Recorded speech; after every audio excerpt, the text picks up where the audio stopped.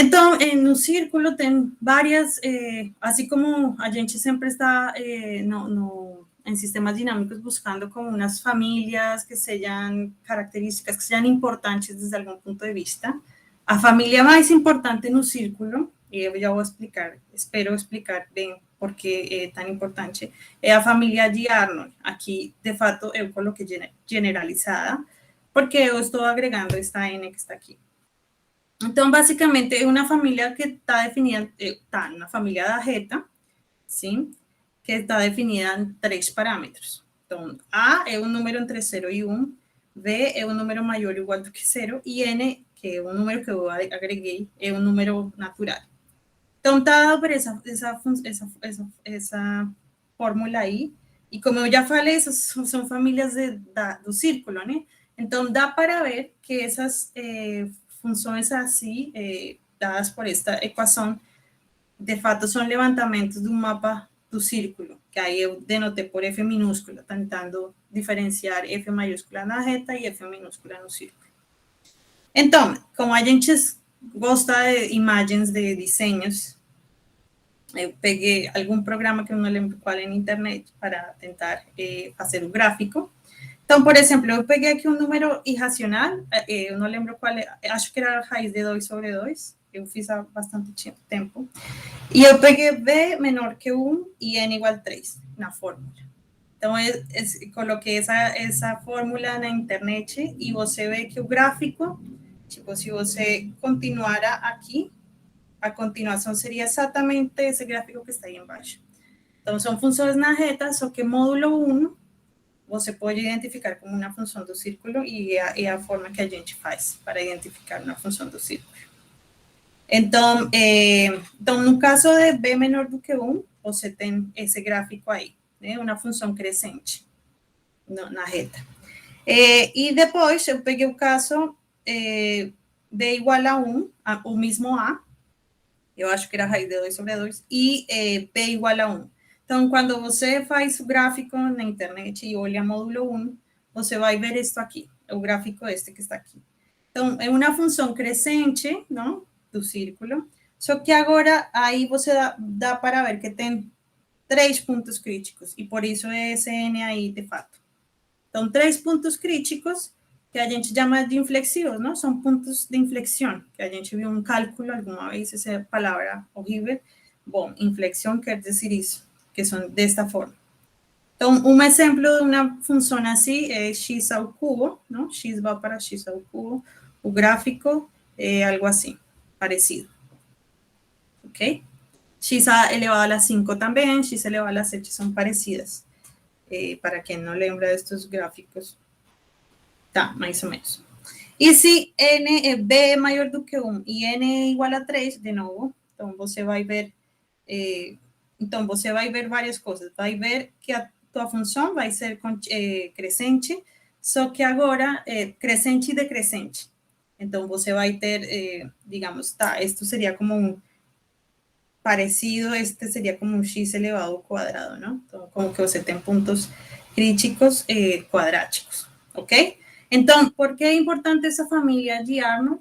Porque meio que para os casos B menor que 1, B igual a 1 e B maior do que 1, está encerrando todas as possibilidades de funções do círculo que são representadas por funções crescentes na reta, ok?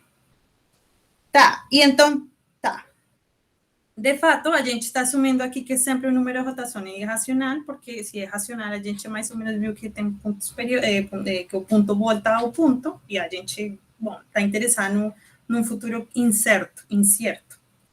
Então, de fato, se você olha como são todos os homeomorfismos do círculo, vão ser desta forma, manter um gráfico parecido. De fato, se são rotações, isto aqui vai ser uma reta, não uma função assim, mas reta, uma linha.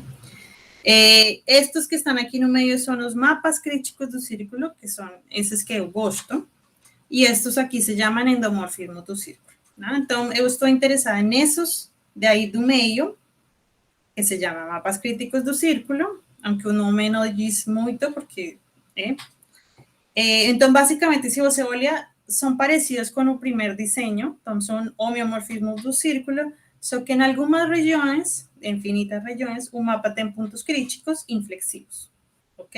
Entonces, más o menos en torno a esos puntos críticos, un mapa es como si fuese x elevado a la 3 o x elevado a cualquier número impar, de fato. Puede ser, no necesariamente tiene que ser x elevado a la 3, ¿ok? Entonces, yo estoy interesada en ese tipo de funciones así, de mapas así, yo digo mapas para decir funciones que tengan essa cara aí, ok? Bom, então uma pergunta a primeira pergunta que surge, que a gente sabe desses mapas, não? Por que o nosso interesse? Então, esse primeiro teorema foi provado por este senhor aqui, que se chamava Jean-Christophe Jocos, e ele ficou famoso porque se ganhou a medalha Fields em 1994, então medalha Fields é como o prêmio Nobel em matemática, não? Porque não tem um prêmio Nobel em matemática.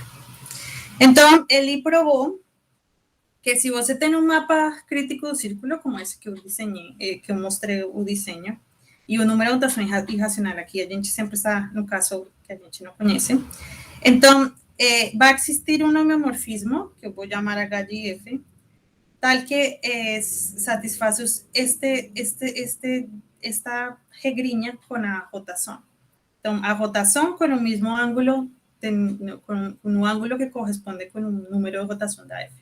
Então, se você quer iterar F, quer saber o que acontece com F, então você vem por aqui, pela conjugação, que é um homeomorfismo, ou seja, uma função contínua com inversa contínua, depois pega a rotação, que mais ou menos a gente conhece, e depois volta pela inversa da HDF, não? Porque a gente sabe que a inversa é contínua.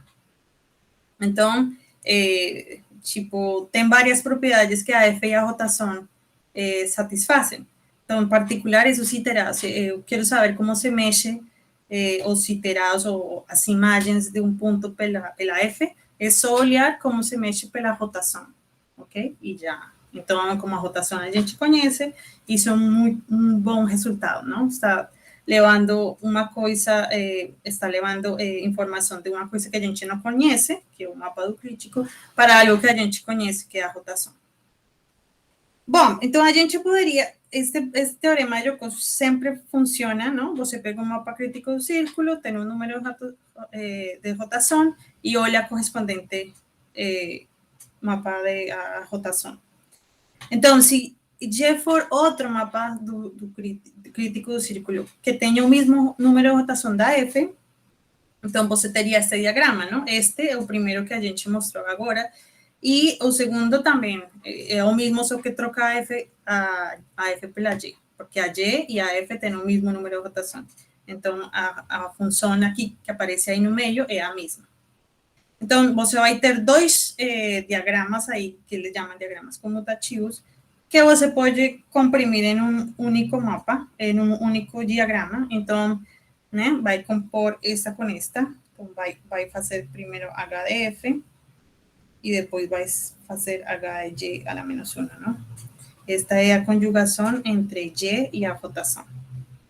Então, você vai obter uma conjugação H entre F e G. Então, o que aconteça com a F, com os iterados, acontece também mais ou menos com a G. Então, se eu quero saber como estão mexendo os iterados da F, vou pela H, depois faço G e depois volto pela, neste caso, H-1, sim?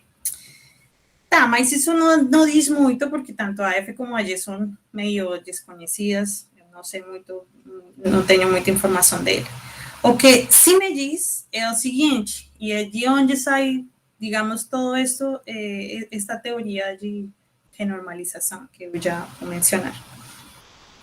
Uma pergunta que você se poderia fazer é que, se existem, digamos, quais seriam as condições para que essa conjugação H entre F e G, não? Que é um homeomorfismo, ou seja, contínuo com inversa contínua, se vire, por exemplo, um dífio, não? Então, era contínua com inversa contínua e agora eu estou perguntando, será que tem condições para que seja diferenciável com inversa diferenciável? Estou pedindo mais, não? Porque, a priori, isto não sei se tem derivada.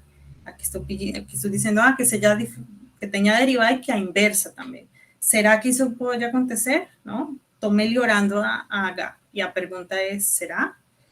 isso o que a gente chama de rigidez em sistemas dinâmicos.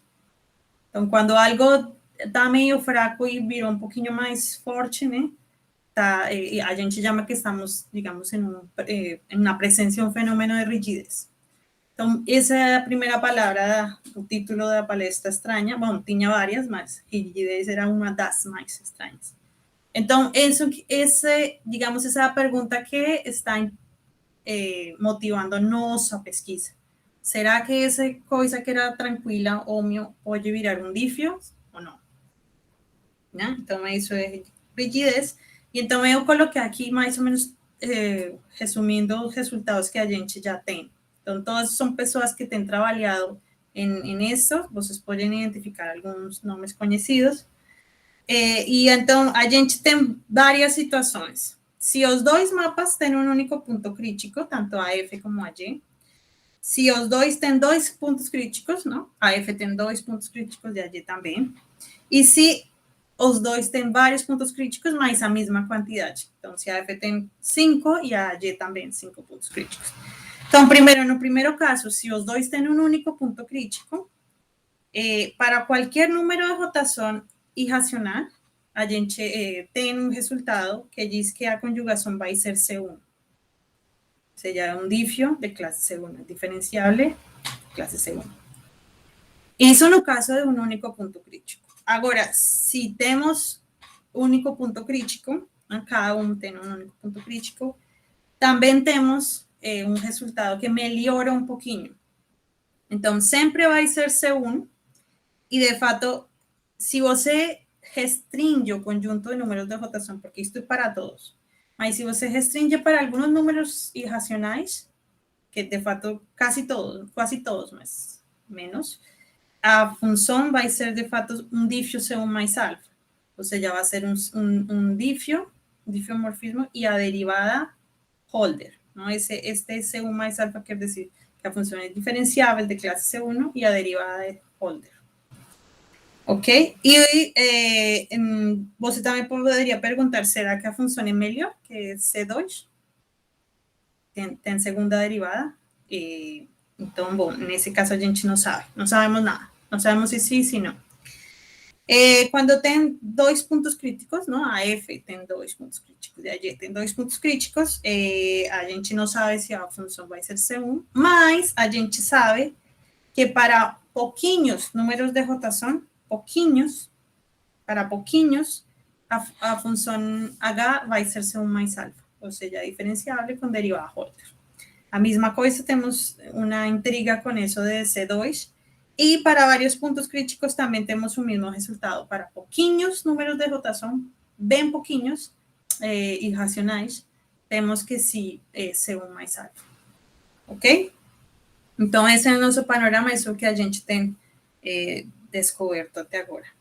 Então, a pergunta parece fácil, não? Quando uma conjugação pode ficar um pouquinho melhor, não é, ou seja, é fácil de dizer, é fácil de entender depois de que você pensou por um pouquinho, dá para entender a pergunta. Só que a resposta, chegar numa resposta destas, parece que até agora tem sido difícil, tipo, difícil responder essas perguntas. É fácil de fazer a pergunta, mais ou menos fácil de entender a pergunta, mas é super difícil responder. Então, como você prova um resultado desses? E o que a gente usa é isso que a gente que eu coloquei no título, que é renormalização.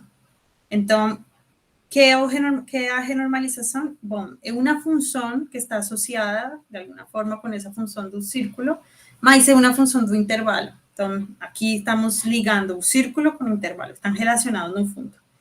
E essa função no intervalo, que tem a ver com os levantamentos e tales, eu estou interessada em como ela evoluciona com o tempo, tanto da F, tanto da G.